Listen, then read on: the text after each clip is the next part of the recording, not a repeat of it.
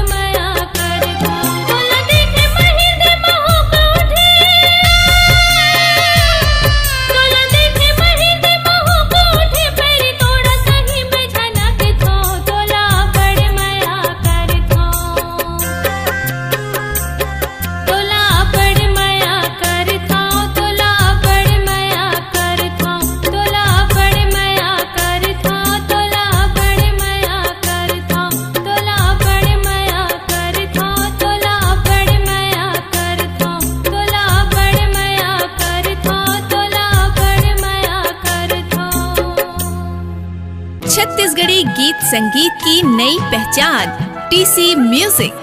छत्तीसगढ़ की संस्कृति, छत्तीसगढ़ के गीत संगीत की अपनी पहचान टीसी म्यूजिक।